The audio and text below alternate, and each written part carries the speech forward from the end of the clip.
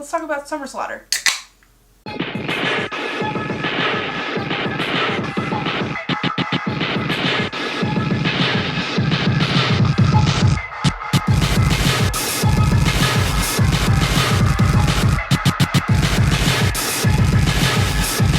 So come and fucking kill me! Please sponsor me. Alright, so I had the chance this past weekend to go to Summer Slaughter, Texas dates, Dallas and Austin. So we'll start with Friday. So Friday was the Dallas date, and my friends in With Hope Intact opened up that show, and from what I heard, it was freaking fantastic. I work a full-time job, so their set started at 3:30-ish, I think, 4-ish, because there's so many freaking bands on that damn lineup. But from what I heard and people's videos I saw and my best friend Bailey's photos that I'll insert here, fucking, they nailed it. Not shocked. Alexis has only been a front woman of With Hope Intact for a couple months now, and then they just released Sit Stay. Fucking phenomenal.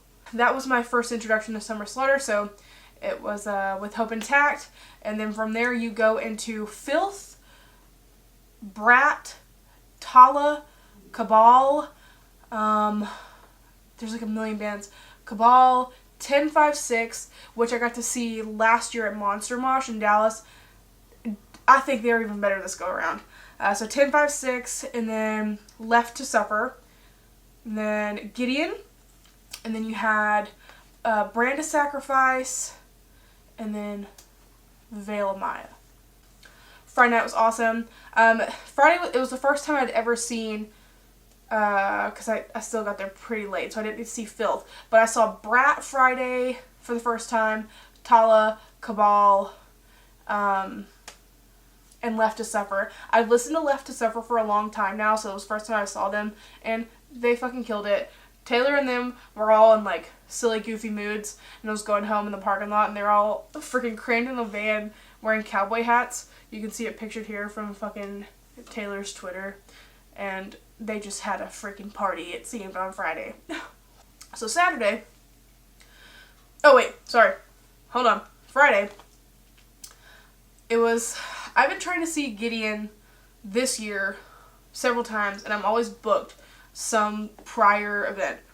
So they released this shirt when they did Big Ass Texas Metal Fest or whatever, and it's a NASCAR shirt, and I really freaking wanted it, and they were like, okay, it's only going to be a limited time thing. So I'm trying to see if I can get to these shows, because they're like 3 hours west, like 3 hours west of me in Texas. I'm like, fuck. So I'm like hitting up all the connections I got, people who may be going to those shows, and all of my homies let me down. So I'm like, fuck, okay. I even tried DMing the band account. I was like, hey, listen, dogs, can we like make this permanent? Like, can y'all send me one if I send you one right now? I wanted this shirt. So I'm like in between bands, because in between each band there's like a 5 to 10 minute changeover, so like super quick, because like I think like the first like 4 or 5 bands, they all backline for the most part, and so there's not a whole bunch of change out, but I'm like looking at all the merch, and I go over to Gideon's thing, and lo and fucking behold, the shirt. So you already know I had to cop this bitch.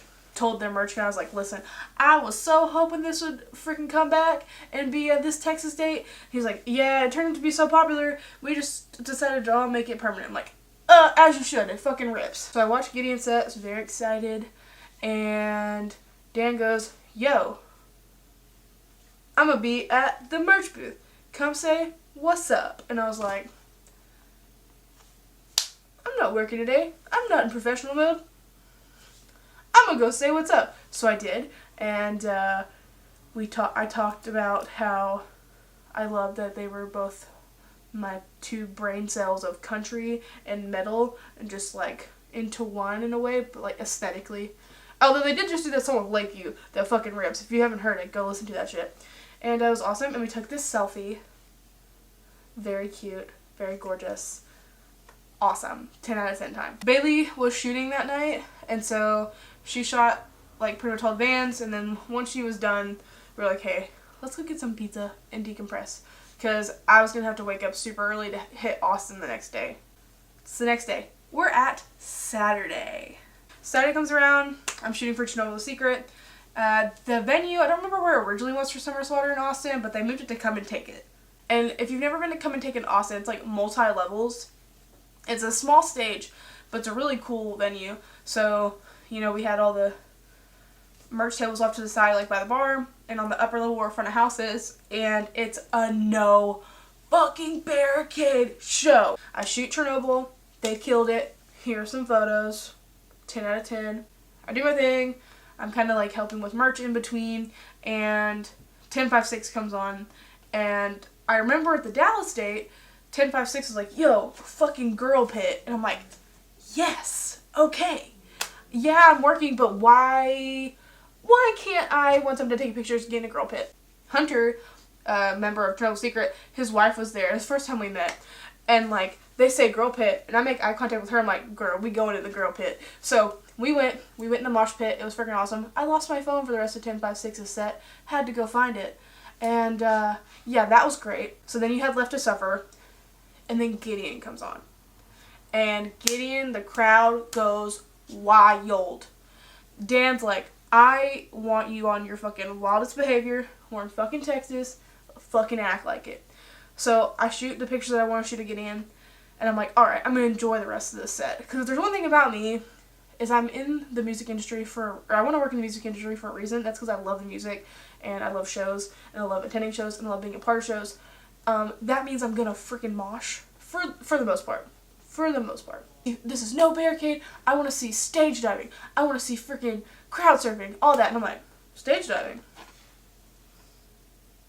So I'm like, okay, I'm going to find my way on that fucking stage. I hadn't stage dove since 2016, whatever tour right after, oh god, what's that Story So Far album? Hold on. One moment, brother. Oh, it's literally the self-titled Story So Far album. So, the last time I crowd surfed was the Story So Far self-titled album. Right after that dropped, they played a really, really, really small gig at the Door, I think, in Dallas. And there's no barricade in a small venue. And, Parker Cannon shoved that fucking mic in my face. And, I screamed. And then stage dove. It was sick. Gideon was, like, calling all these people to do that shit. So, like I said, I went through the crowd, found some people to lift my ass up. Boom! They did. And it was awesome. And I only want to do it once. Like, I only want to go up there once and jump. So, I actually have photographic proof that this happened. So, shout out Jake Rabin Photography. I'll tag him down below. He got photographic evidence that this happened. So, I went up with the intentions to only go one time. So, crowd surf once, stage dive once, get out of there. Nope. The crowd was not having it. I went up twice. So you're looking in the crowd to go back into the crowd to like stage dive, and I did. Well, when I did that, the crowd didn't know what to do with me, and so they freaking almost dropped me. But they're like, and then they pulled me back up instead of just letting me kind of like slowly like find my balance on the ground, and then I have to get up on stage again, and like Caleb or whatever pulls me up the rest of the way. Shout out, homie. Thanks, Caleb. And I ended up stage diving a second time. So I go back into the crowd, and they try to do it again. I'm like, no, I'm done. Okay, I've had my fun. Please do not put me the fuck back up there. Please put me down. But yeah, so that's the story of how I unintentionally stage dove twice during Gideon's set at Summer Slaughter and Austin. The bands were absolutely fantastic. Good lineup. I know there's a lot of discourse, and like when Summer Slaughter was announced, we're like, oh, this is supposed to be way heavier of a lineup. These bands aren't heavy enough. And I don't understand, because 99% of those bands were like deathcore adjacent. Very fucking heavy. So it felt like a Summer Slaughter to me. I think it's definitely worth the money. Tickets are about $60 if you didn't get it from a local that was opening. Everyone's merch was reasonably priced. Brat's merch was so fucking cute. They had these bucket hats that said Brat on the front. Very, very cute. Okay, so by the time this comes out, there's probably only going to be like 3 or 4 dates left. So probably like Michigan, New Jersey, and Pennsylvania. So if you're in those areas and you're watching this video, go see it. And everyone is so incredibly kind. Like, I worked merch a little bit for Chernobyl on Saturday, and most of the opening bands, they all run their own merch, and you watch them interact with fans. Everyone pretty much met everybody at the merch booths, and very wholesome interactions. I didn't see one negative one personally. 100% a great experience, worth the money. Go support fucking live music.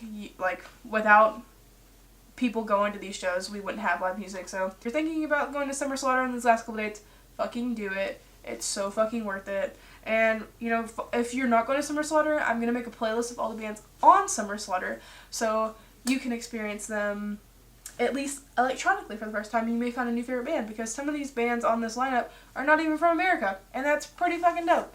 And we definitely need to support them, because it's very expensive for, you know, vice versa, bands to go overseas and tour. So make sure you go support those artists, support your local openers. That's fucking sick that tour even, like, had that happen, because some local dates, when I was talking to some of the artists, there's like 3 or 4 local openers, and they're giving them just as much time as they were the bigger bands that were set on the tour. So fucking amazing. Yeah.